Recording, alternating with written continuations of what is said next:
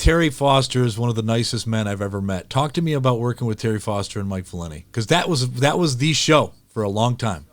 Yeah. It's funny. I've been asked before, like, what's the best show? Is it Stoney Wojo of all time in Detroit sports, or is it Valenti and Foster? And it's a tough call because they were both so successful. Both had their runs. I will say this, and I'm kind of not answering your question, but Mike Valenti is the best I ever worked with. All right, it's not even close. From a broadcasting standpoint, right? From a broadcasting standpoint. From a sports talk host standpoint, yes. If you're talking about hosting a talk show, there's no one better. I've not worked with anybody better. I worked with Les Levine. Les was incredible.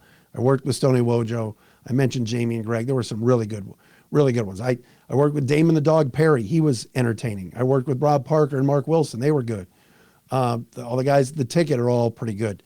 But no, the best is Mike. Mike didn't need help. I mean, he needed me to help. I was older than him. I'm older than him. So we were we had a kinship and a bond. He listened to me. Mike didn't listen to a lot of people. When there were days where he started off shows, or he was in one of his moods, or he was mad at Terry, or Terry was mad at him, and they had their moments, but he listened to me. I would tell him, cut it out. You're being immature. You're wrong. I'm leading with this today. I don't care what Bigby says. I'm like, no, we're going to listen to him today. And he listened to me, and we gained there were days I was wrong, but when it comes down to it, Valenti and Foster, to me, was the cream of the crop of any show, because there was something about how they prepared for a show, how they were always there and on time every day at 2:00. And Mike didn't need help. If there was a day Terry was at a Pistons practice or had to write a column, Mike could handle it on his own and not miss a beat. I still think to this day, Mike doesn't need any co-hosts or help. No, He's he that doesn't. Good. But he and I got along. We had our moments. There were days we wanted to kill each other, but and Terry was the perfect foil for him. Terry was established in this market. Terry had so many friends. Terry would go out every night if he could and tell his wife, hey, I'm going to some downriver bar by myself to meet up. And he would do it. And so Mike was the opposite. It made for great radio that Mike could get on the air and rip on Terry, and Terry would rip back and say, you're so antisocial. What's wrong with you? And Mike's like, what's wrong with me? You're going out to bars by yourself. You're a married man with kids. But it made for great radio. Like, he doesn't need it. He could do a 4-hour show and just do the whole thing, because much like Drew Lane can take a subject and present it to you 4 or 5 different ways, and by the end, you start mad, then you're laughing. He's that good, no?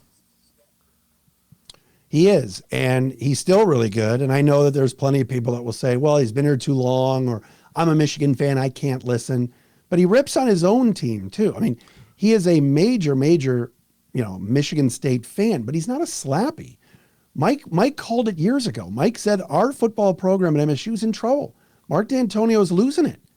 And everybody went, oh my God, like what? What's Mike doing? No, he was also killing Harbaugh. Okay. But he was killing D'Antonio too. And were slow days where you'd go, and I'm probably telling tales out of school here, but there were days where the midday show, okay, Doug and Scott would leave the studio and turn to Mike and say, we couldn't get any phone calls today. It's going to be slow. And Mike would say to me, did you hear that? And I said, yeah. And he goes, watch this. Mike would light the lines in 10 seconds, 10 minutes. He would have a topic that was so compelling that nobody else at the station was coming up with, that just engaged the audience. It didn't matter the timing. It could be June or July, slow time for sports talk. Oh gosh, what are you going to do during June and July? There's nothing happening except Tiger baseball. And Mike would say, I got something. And he would come up with a football topic. Most times it was football, because football is king and you got to talk football every day. And Mike knew that. And Bigby pounded us on that. But Mike would come up with something that was so compelling that would light the lines up. And no one else could do that. No one else.